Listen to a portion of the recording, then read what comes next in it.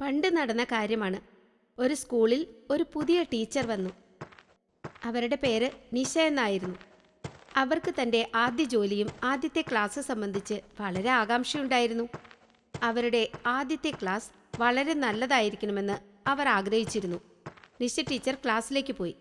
അവർ കുട്ടികളോട് അവരുടെ കഴിഞ്ഞ ക്ലാസ്സുകളെക്കുറിച്ച് ചില ചോദ്യങ്ങൾ ചോദിക്കുകയും കുട്ടികൾ വളരെ നന്നായി ഉത്തരം നൽകുകയും ചെയ്തു. നിഷ ടീച്ചർക്ക് വളരെ സന്തോഷമായി. അവർ പിന്നെയും ധാരാളം ചോദ്യങ്ങൾ ചോദിച്ചു. അതിന് ഒരു കുട്ടിക്ക് മാത്രമേ ഉത്തരം നൽകാൻ കഴിഞ്ഞുള്ളൂ. അവൻ്റെ പേര് ചിൻഡു എന്നായിരുന്നു. നിഷ ടീച്ചർ ചിൻഡുവിൻ്റെ മറുപടിയിൽ വളരെ സംതൃപ്തയായി. അവൾ പറഞ്ഞു, "സബ്ബാഷ് ചിൻഡു, നീ വളരെ മിടുക്കനാണ്." ചിൻഡു ഓരോ ചോദ്യത്തിനും വളരെ നന്നായി ഉത്തരം നൽകുന്നുണ്ടായിരുന്നു. എല്ലാ കുട്ടികളും ചിൻഡുവിനെ തന്നെ നോക്കുകയായിരുന്നു. അവർക്ക് സന്തോഷവും ഉണ്ടായിരുന്നു. കുട്ടികൾക്ക് അവനോട് കൂട്ടുകൂടണമെന്നുണ്ടായിരുന്നു. അപ്പോഴേക്കും ആദ്യത്തെ ക്ലാസ് അവസാനിച്ചതിൻ്റെ മണി മുഴങ്ങി. നിഷ ടീച്ചർ എന്തോ പറയാൻ ഭാവിച്ചപ്പോഴേക്കും ചിൻഡു ബെഞ്ചിൽ നിന്നെണീറ്റ് ക്ലാസ്സിന് വെളിയിലേക്ക് ഓടുന്നു. നിഷ ടീച്ചർ അവനെ നോക്കി നിന്നുപോയി. അവർ ചിൻഡുവിനെ തടയാനായി വാതിലിൻ്റെ ഭാഗത്തേക്ക് പോകുന്നു. എന്നാൽ ചിൻഡു വാതിലിലൂടെ പോകാതെ ചുവരിനുള്ളിൽ അദൃശ്യനാകുന്നു.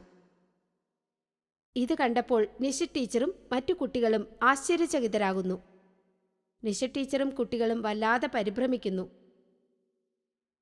ചിൻഡുവിൻ്റെ അടുത്തായി ഇരുന്നിരുന്ന പെൺകുട്ടി പേടിയോടെ പറയുന്നു, "അത് ഭൂതമായിരുന്നു." ഇതെല്ലാം കാണുകയും കേൾക്കുകയും ചെയ്തതോടെ നിഷ ടീച്ചർ ബോധം കെട്ടു വീഴുന്നു. എല്ലാ കുട്ടികളും നേരത്തെ തന്നെ പേടിച്ചിരിക്കുകയായിരുന്നു. ഇപ്പോഴവർക്ക് കൂടുതൽ പേടി തോന്നുന്നു. അവരിലൊരു കുട്ടി നിഷ ടീച്ചറുടെ മുഖത്ത് വെള്ളം തളിക്കുന്നു.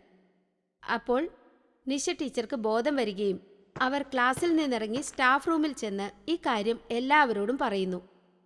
അപ്പോൾ ഒരു ടീച്ചർ പറയുന്നു, സ്കൂള് വിട്ടു കഴിയുമ്പോൾ ഇവിടെ ചില കുട്ടികൾ കളിക്കുന്നതിൻ്റെയും സംസാരിക്കുന്നതിൻ്റെയും എല്ലാം ശബ്ദം കേൾക്കാറുണ്ട്. ഇത് സ്കൂളിൽ വച്ച് മരണമടഞ്ഞ ചില കുട്ടികളുടെയാണ്. എന്നാൽ ഒരിക്കലും ഇന്നുവരെ ആരും അവരെ കണ്ടിട്ടില്ല. ഇത് കേട്ടപ്പോൾ നിഷ ടീച്ചർക്ക് പേടി തോന്നുന്നു. എന്ത് ചെയ്യണമെന്നറിയാതെ അവർ വിഷമിക്കുന്നു. അവർ ചിന്തിക്കുന്നു, "എൻ്റെ ആദ്യത്തെ ജോലിയുടെ ആദ്യത്തെ ക്ലാസ്സിൽ തന്നെ ഭൂതമുണ്ടായിരുന്നു. എന്തൊരനുഭവമായിരുന്നു അത്. എന്ത് ചെയ്യണമെന്ന് എനിക്ക് ഒരു പിടിയും കിട്ടുന്നില്ല. ഈ സ്കൂളിൽ ജോലി തുടരണമോ വേണ്ടയോ? ഇല്ല, വെറുതെ ഞാൻ എൻ്റെ ജോലി കളയില്ല. മറ്റുള്ളവരും സ്കൂളിൽ വരുന്നുണ്ടല്ലോ, ഞാനും ധൈര്യം കാണിക്കേണ്ടതുണ്ട്." അവർ ഒരു വിധത്തിൽ ധൈര്യം സംഭരിച്ച് പിറ്റേന്നും സ്കൂളിൽ വരുന്നു. ചിൻഡു ക്ലാസ്സിൽ വന്നിട്ടില്ലായിരുന്നു. ഇത് കണ്ടപ്പോൾ നിഷ ടീച്ചർക്ക് അല്പം ധൈര്യമായി. അവർക്ക് സുഖമായി കുട്ടികളെ പഠിപ്പിക്കാൻ കഴിഞ്ഞു. കുറച്ചു ദിവസം ഇതിങ്ങനെ തുടർന്നു. ഒരു ദിവസം നിഷ ടീച്ചർ സ്റ്റാഫ് റൂമിൽ ഒറ്റയ്ക്കിരിക്കുമ്പോൾ അവർ എന്തോ ബഹളം കേൾക്കാൻ ഇടയായി. ചുറ്റുപാടും നോക്കിയെങ്കിലും അവർക്കൊന്നും തന്നെ കാണാൻ കഴിഞ്ഞില്ല. അല്പം പേടി തോന്നിയെങ്കിലും അവരത് അത്ര കാര്യമാക്കിയില്ല. കുറച്ചു നേരം കഴിഞ്ഞ് ആരോ അവരെ വിളിച്ചു. നിഷ ടീച്ചർ പുറകോട്ട് തിരിഞ്ഞു നോക്കിയപ്പോൾ അവിടെ ചിൻഡു നിൽപ്പുണ്ടായിരുന്നു. അവനെ കണ്ടപ്പോൾ ടീച്ചർക്ക് പേടിയായി. അപ്പോൾ ചിൻഡു പറഞ്ഞു, "പേടിക്കണ്ട മാഡം, ഞാൻ നിങ്ങളെ ഭയപ്പെടുത്താനല്ല, നിങ്ങളോട് ചിലത് സംസാരിക്കാൻ വേണ്ടി വന്നതാണ്." "നിനക്ക് എന്നോട് എന്താണ് സംസാരിക്കാനുള്ളത്? നീയൊരു ഭൂതമാണ്. ദൂരെ പോയി എന്നിൽ നിന്ന്." ഒരു ടീച്ചർ സ്റ്റുഡന്റ് പറയുന്നത് കേട്ടില്ലെങ്കിൽ പിന്നെ ആര് കേൾക്കാനാ? ചിൻഡു കരയുന്നത് കണ്ടപ്പോൾ ടീച്ചറിന് അവന്റെ ദുഃഖം മനസ്സിലായി. അവർ ധൈര്യം സംഭരിച്ച് ചിൻഡുവിനോട് പറഞ്ഞു, "ശരി, പറയൂ, എന്താ കാര്യം?" മാം, എനിക്കും പഠിക്കാൻ ആഗ്രഹമുണ്ട്. എനിക്ക് പഠിക്കാൻ വലിയ ഇഷ്ടമാണ്. പക്ഷെ ഞാൻ ഏത് ക്ലാസ്സിൽ പോയാലും എല്ലാവരും എന്നെ പേടിക്കുന്നു. ആരും എന്നോട് സംസാരിക്കുകയില്ല. ഇത് കേട്ടപ്പോൾ നിഷ ടീച്ചർക്ക് ആശ്ചര്യം തോന്നി. നിഷ ടീച്ചർ പറഞ്ഞു, "ആദ്യം നീ ഇത് പറയൂ, നീ എങ്ങനെയാണ് മരിച്ചത്?" ഒരു ദിവസം ലഞ്ച് ബ്രേക്കിന് ഞങ്ങൾ കുട്ടികളെല്ലാവരും കളിച്ചോണ്ടിരുന്നപ്പോ ഗോവണിപ്പടിയിൽ എൻ്റെ കാല് തെറ്റുകയും താഴേക്ക് വീഴുകയും ചെയ്തു. എൻ്റെ തല അവിടെ കിടന്ന ഒരു ഇരുമ്പ് കമ്പിയിൽ തട്ടുകയും ചെയ്തു.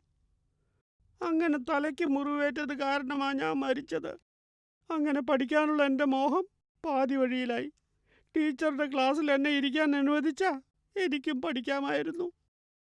ചിൻഡുവിന്റെ വാക്കുകൾ കേട്ടപ്പോൾ ടീച്ചറുടെ പേടിയൊക്കെ മാറി. അവർക്ക് ചിൻഡുവിനോട് ദയയും തോന്നി.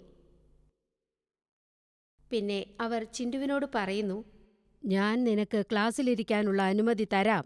എന്നാൽ ഒരു കാര്യം നീ ശ്രദ്ധിക്കണം. ക്ലാസ്സിൽ നീ സാധാരണ കുട്ടിയെപ്പോലെ തന്നെ ഇരിക്കണം. അതിനുള്ള പ്രതിവിധി എൻ്റെ പക്കലുണ്ട്. ഇന്ന് തൊട്ട് ടീച്ചർ മാത്രമേ എന്നെ കാണുകയുള്ളൂ. ടീച്ചർ മാത്രമേ എൻ്റെ ശബ്ദം കേൾക്കുകയുള്ളൂ. അത് കൊള്ളാം. അങ്ങനെയായാൽ നിനക്ക് പഠിക്കുകയും ചെയ്യാം. മറ്റു കുട്ടികൾ നിന്നെ ഭയപ്പെടുകയുമില്ല. പക്ഷെ നിനക്ക് എന്നോട് എന്തെങ്കിലും ചോദിക്കാനുള്ളപ്പോൾ എഴുതി കാണിച്ചാൽ മതി. അല്ലെങ്കിൽ ആരുമില്ലാത്തപ്പോൾ ചോദിക്കുക. ഇല്ലെങ്കിൽ എല്ലാവരുടെ മുമ്പിൽ വച്ച് ഞാൻ നിന്നോട് സംസാരിച്ചാൽ എല്ലാവരും എനിക്ക് ഭ്രാന്താണെന്ന് കരുതും. നിങ്ങൾക്ക് ഞങ്ങളുടെ വീഡിയോസ് ഇഷ്ടമാകുന്നുണ്ടെങ്കിൽ അവ ലൈക്ക് ചെയ്യൂ, ചാനൽ സബ്സ്ക്രൈബ് ചെയ്യൂ. പിന്നെ ഞങ്ങളുടെ കാർട്ടൂൺ ഷോസ് ഏറ്റവും ആദ്യം കാണുവാനായി ബെൽ ഐക്കൺ അമർത്താൻ മറക്കരുത്.